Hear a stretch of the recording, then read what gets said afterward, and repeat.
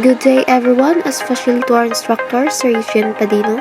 We were going to report the lesson 17, the economic history, and the last one is the lesson 18, cultural history. But before that, let me introduce myself. I am Orat Lazame from Section Alpha.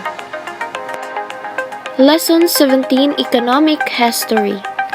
Ano nga ba ang kasaysayan ng ekonomiya?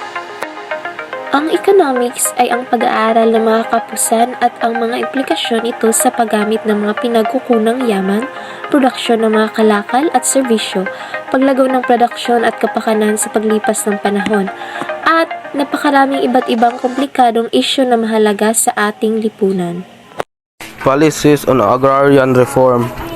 With the help of expropriating the less productive areas of the vast estates, latifundia, and transferring them to landless peasants as small holdings, the agrarian reform attempted to modernize the feudal system of southern agriculture. The Department of Agrarian Reforms Operation Land Transfer entails the issuance and distribution of certificates of land transfer, as well as the transfer of titles to former tenants. The certificate merely confirms that the tenant is the tiller of the land he claims to be cultivating. It is not a deed or proof of ownership of the land. National Resettlement and Rehabilitation Administration in furtherance of the above policy, there is hereby created a corporation to be known as a National Resettlement and Rehabilitation Administration, hereafter referred to as NARA, to inform under the supervision and control of the President of the Philippines through the Office of Economic Coordinator all the duties and function of the Bureau of Lands as provided in Commonwealth Act Number 691 as amended, and such other duties as hereinafter specified in this act. It shall be headed by a General Manager and an Assistant General Manager, who shall be appointed as hereinafter provided in Republic Act Number 3844, an act to ordain the Agricultural Land Reform Code and to institute land reforms in the Philippines, including the abolition of tenancy and the channeling of capital into industry. Provide for the necessary implementing agencies, appropriate funds therefore and for other purpose. Technocrats are individuals with technical training and occupation who perceive many important societal problems as being solvable with the applied use of technology and related applicants. Sagana 99 was an agricultural program of then Philippine President Ferdinand Marcos to increase rice production among Filipino farmers. That program launched in 1973 at time the country was experiencing a rice supply shortage, led the Philippines to attain self-sufficiency in 1975 to 1976 and export rice to its neighboring Asian countries in 1977 to 1978. By 1980, however, problems with the credit scheme rendered the loans inaccessible to rich landowners while leaving poor farmers in debt. The program was also known to have become a vehicle of political patronage. Agriculture and Agrarian Reform since 1987. Kapag pinag-uusapan ang land ownership, ay meron itong dalawang salita na kailangan tandaan. Una ang land, and ang pangalawa ay power. dahil land is equal to power. Kaya nasabing land is equal to power dahil kung sino ang may hawak ng lupa, siya rin ang may kapangyarihan, control, authority over the piece of land na kanyang hinahawakan. Ano nga ba ang koneksyon nito with agrarian reform sa Pilipinas? Laging tatandaan, ang agrarian reform, ito ay yung laws that we are made in our country that would give land especially for farmers. Kung sa Tagalog ay buwis, the obligation to provide labor service to the datos in some early Filipino communities in the Philippines may resemble taxation. It is fundamentally different from the contemporary meaning of taxes. So ang pagbubuhis daw or ang taxes ay umuunlad sa paglipas ng panahon bilang ang mekanismo ng pamahalaan. Ngunit sa konteksto ng Pilipinas, dapat maunawaan na ang pagbubuhis or taxes ay kasama ng ating kolonyal na karanasan. The impact of the war on the Philippines economy was effectively despair as the capital Manila was razed to the ground while the rest of the Philippines was relatively untouched. But highly agriculture-based economy was disrupted. The United States may have declared the Philippines independent, but as the country badly needed rehabilitation funds, the United States took advantage to keep the Philippines dependent on them. The impetus for economic growth came during the time of President Elpidio Quirino. Through the implementation of import and exchange control that led to import substitution development, while the succeeding presidencies of Magsaysay, Garcia, and Macapagal promised to study the tax structure and policy of the country through the creation of a tax commission in 1959 to make way for a more robust and efficient tax collection. Since post-war fiscal policy remained regressive. During the later part of the Marcos years, in 1981 to 1985, the tax system was still heavily dependent on indirect taxes that composed 70% of total tax collection. As Corazon Aquino took the helm of the government after the EDSA revolution, she reformed the tax system through the 1986 Tax Reform Program. A significant reform in tax system introduced under the term of Aquino was the introduction of the Value Added Tax or VAT. Greater political stability during the administration of Fidel Ramos in 1992 allowed for continued economic growth. The Ramos administration ventured into its tax reform program in 1997. The following term of President Joseph Estrada in 1998 was too short to effect any change in tax system. His successor, Vice President Gloria Macapagal Arroyo, undertook increased government spending without adjusting tax collections, resulting in substantial deficits from 2002 to 2004.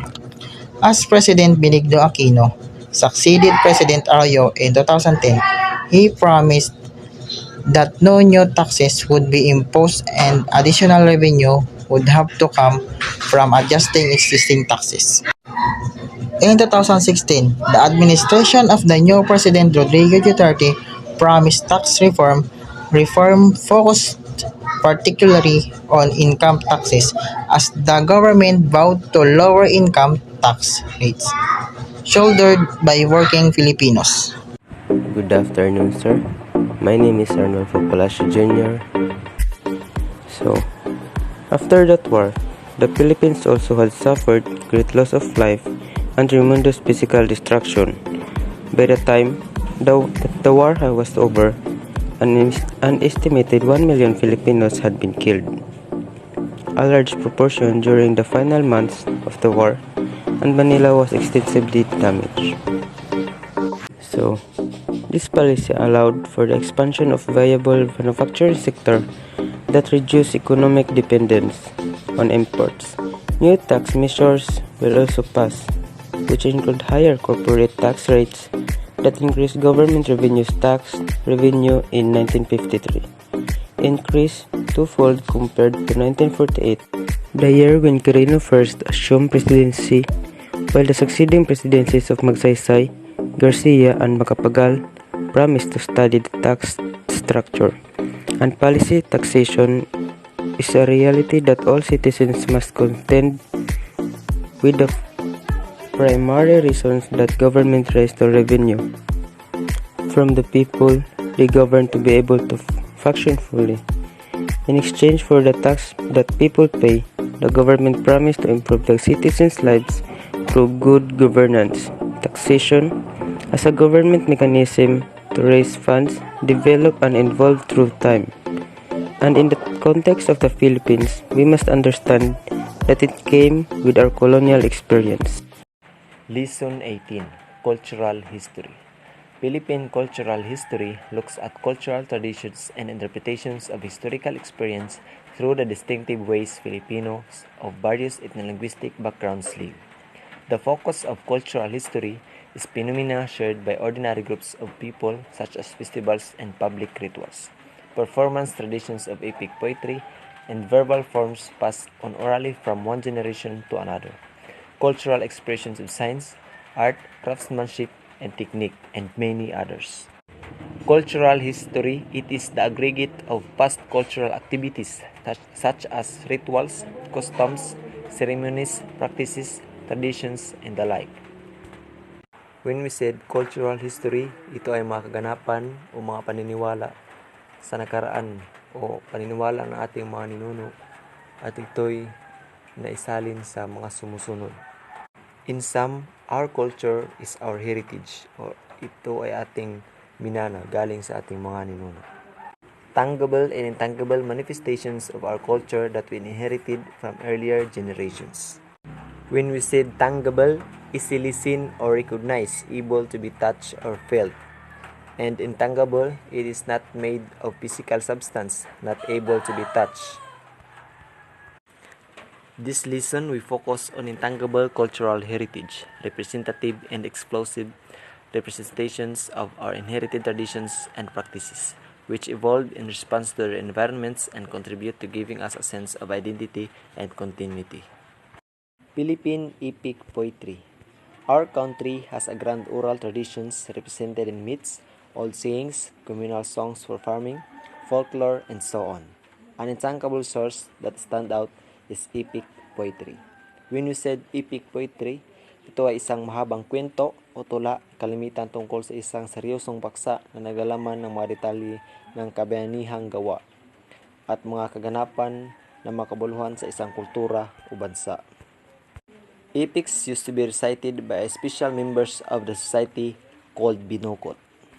When we said binukot, ang binukot ay isang kultural na kasanayan partikular sa mga kababaihan ng Panay, Bukidnon. Sila ay tinatratong prinsesa sa kanilang komunidad, kaya naman ang mga binukot ay sinasabing ang mga huling prinsesa ng Pilipinas. For hours and hours, during special occasions, traversing with the protagonist of the story in his adventures, it was an epic recited like a series of poems, hence epic poetry. Anthropologist Felipe Landa Hucano were able to record some of the Philippines' epic and encoded them into print material.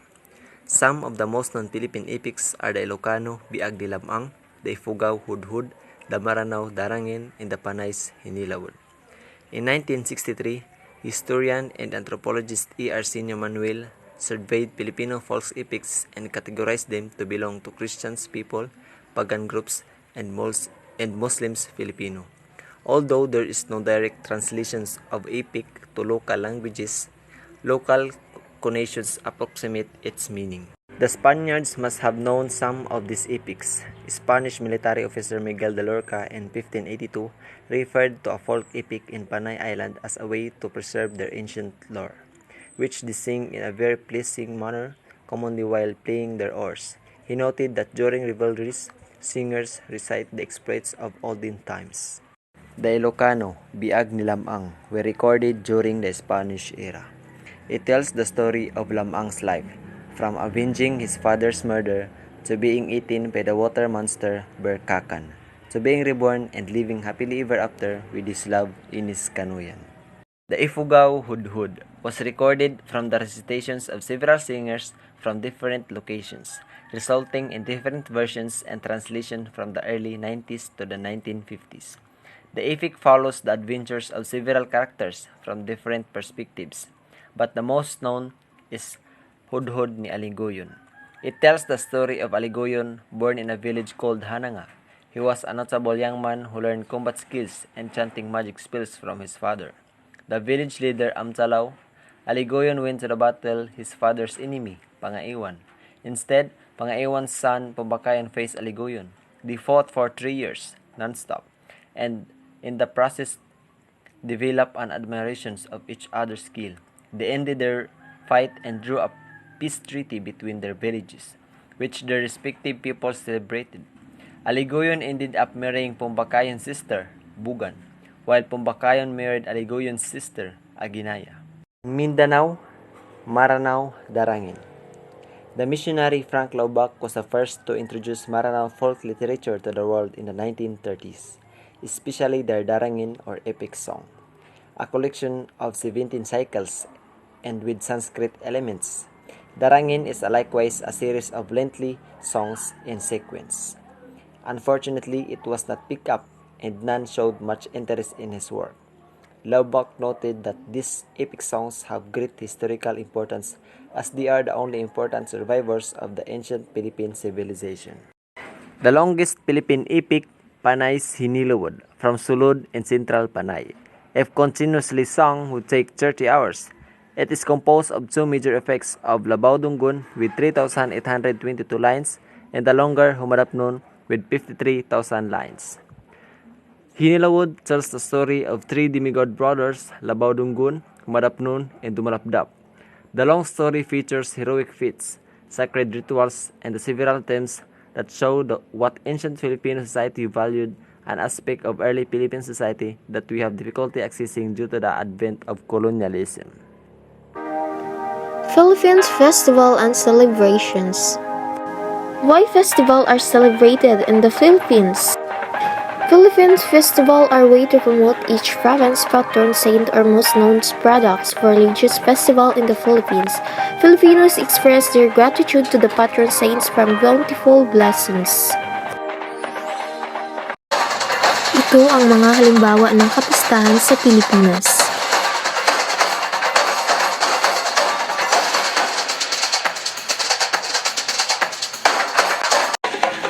The Santo Niño de Cebu devotion is a symbol of the beginning of Christianity in the Philippines. Magellan gifted a holy image to Queen Juana and baptized natives in Cebu in 1521. Inisip ng mga Kastila na ang Kristyanismo ang dahilan sa pagtitipon ng mga Pilipino sa isang karaniwang pag-uugali ng pananampalataya. Ang layunin ay upang itaguyod ang isang kahangahangang imahe ng kadakilaan at karilagan ng simbahang Katoliko.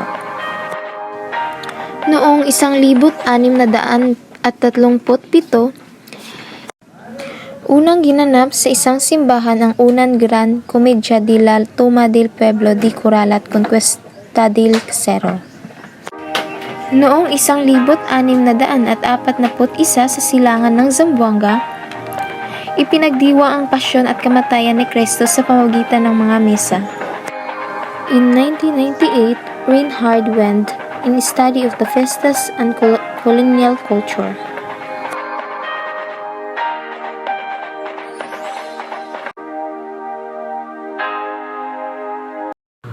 Preservation of intangible cultural heritage. What is intangible cultural heritage? Intangible means impossible to touch, and culture refers to values and identities. When we combine it, the intangible cultural heritage is the practices, expression, knowledge, and skill that communities, group, and sometimes individuals recognize as part of their cultural heritage. Tangible, for example, monuments, structures, artifacts, etc. Tangible means ito yung mga bagay na nahahawakan natin, nakikita sa ating paligid. And intangible, for example, values, norms, and manners. Intangible means ito yung naririnig natin, hindi natin nahahawakan. And to give you a clear example, here's one of the example of intangible cultural. Buklog, a traditional Thanksgiving ritual of the Subanen, an indigenous people in the southern Philippines. The head of a host family, usually a village chief called Timuay, plans the ritual system to express gratitude to the spirits. As you observe in the picture, those people are having some kind of dance expressing their gratitude to the spirits o pasasalamat sa mga espiritu. And now, if you are wondering why nasama siya sa example of preservation intangible cultural, is because of traditions like buklog are now poorly practiced and transmission to the new generation. That's why intangible cultural heritage are more challenging to preserve and protect. Issues affect the continued existence and practices of ICH. Kaya traditions like buklog are facing several issues. It's because of the new generations that is losing interest to the traditional way and losing of significance due to the influx of the other cultures in the Subanen's traditional homeland. Like the buklog, many ICH practices are slowly dying due to economic pressure, loss of objects of system, new products and techniques, cultural globalization, environmental degradation, decontextualization, demographic issues, and negative attitudes. What are we going to do to prevent the disappearance of our important ICH? The National Commission for Culture and Arts of the Philippines is the official government agency for culture in the Philippines. The National Commission for Culture and Arts, NCAA, acts as our safeguard of the Philippine culture. So, ang NCCA is ito yung nagpro-protect ng mga ICH dito sa ating bansa. Sila mismo yung unang kumikilos upang mabigyan ng pansin yung mga culture na may hinaharap na issue. Isa na dun yung buklog kung saan binibigyan ng tuon ng pansin upang mas mapalaganap pa ito at maipasa pa ito sa sumusunod na mga henerasyon. The NCCA, they are the one who prevent the disappearance of our important ICH in the Philippines. UNESCO, an international specialized agency of United Nations, includes in its program areas of the preservation of regional and cultural history and the promotion of cultural diversity.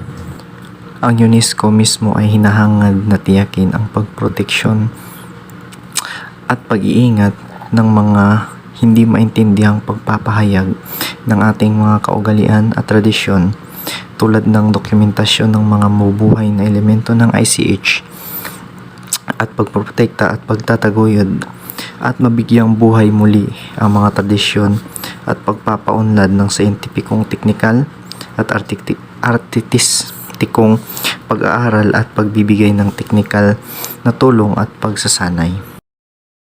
Some of our intangible heritage elements have been included in the proclamation of the masterpieces of oral and intangible heritage of humanity, such as the Hudhud and the Punok, tagging ritual of the Ifugao in 2015.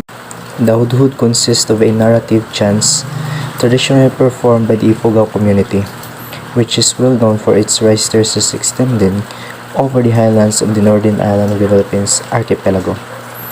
It is practiced during the rice sowing season, at harvest time, at the funeral wakes and rituals. So these are the example of another ICH element inscribed in the UNESCO list. Number 1, the Punok is the tug of war game among members of 3 communities in Barangay Hapao, town of Hongduan in the province of Ifugao. The competition is held at the Hapao River. The Punok is only performed as a tributary as a final ritual after harvesting rice. The Philippines has proposed numerous elements for inscription in the UNESCO list, such as Ati-Atihan Festival of Aklan, the traditional boat building and the maritime culture of Batanes and Tawi-Tawi, the Hinalawod Apex of Pana, the Apong Iro Fluvial Festival in Apalit, Pinya waving in Aklan, and the Batok Tato making of Butbut in Kalinga, among others. These are the elements inscribed in the UNESCO list. First is the Ati-Atihan of Kalibo Aklan. The Ati-Atihan Festival is the Philippine festival held annually in January in honor of the Santo Niño in several towns of the province of Aklan, Panay Island. The biggest celebration is held during the third Sunday of January in the town of Kalibo, the province capital. Second is Hinalawod of Central Panay.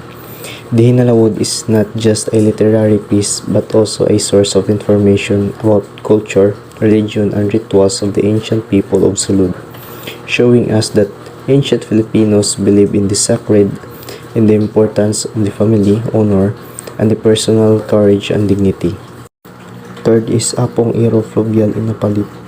The Apong Iro or St. Peter Fluvial Procession, which is annually held during June 28, 29, and 30, is the most widely recognized religious procession in the province of Pampanga.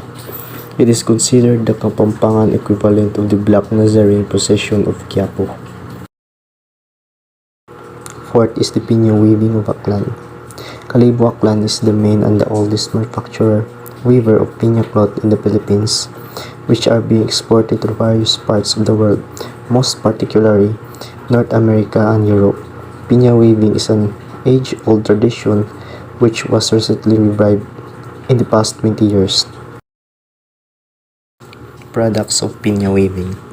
The final stage of pinya weaving, called paghaboy, involves weaving the cloth on an upright two-treadle loom. Finished pinya fabric is translucent. So these are the products of pinya weaving. And isa sa pinaka-common na product ng pinya weaving ay ang barong Tagalog. Hindi lang barong Tagalog, marami pang iba. As you can see in the picture, these are the products. Next is batok tattoo. Batok is a term used to describe the traditional way of tattooing. It is the process where tattoos are made through hand tapping of ink called using into the skin using a thorn called sait that is attached to the bamboo stick or gisi in the Kalinga dialect. Most Filipinos is nakakilala na sa kanya. Wangod Ogay is also known as Maria Ogay, is a Filipina tattoo artist from Buscalan, Tinglayan, Kalinga, Philippines.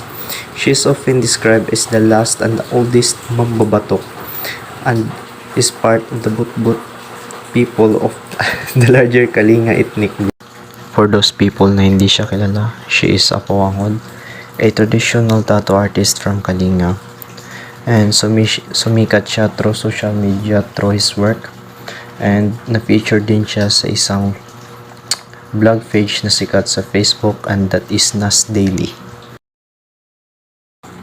Batok tattoo designs. These are the traditional tattoo designs. Batok was believed to survive beyond death, gaining passage to the afterlife. Other designs communicated knowledge from the past ancestors or the gods, or were marks to protect a person from angry ancestors or evil spirits. So these are not just random tattoo designs. Each of these has a meaning and also believed as a sacred to the Kalinga people. In the Philippines, the NCCA has organized an inventory of the country's ICH through the PIICH, following the 5 prescribed domains. The following are the 5 domains and the sampling of the ICH covered in the inventory.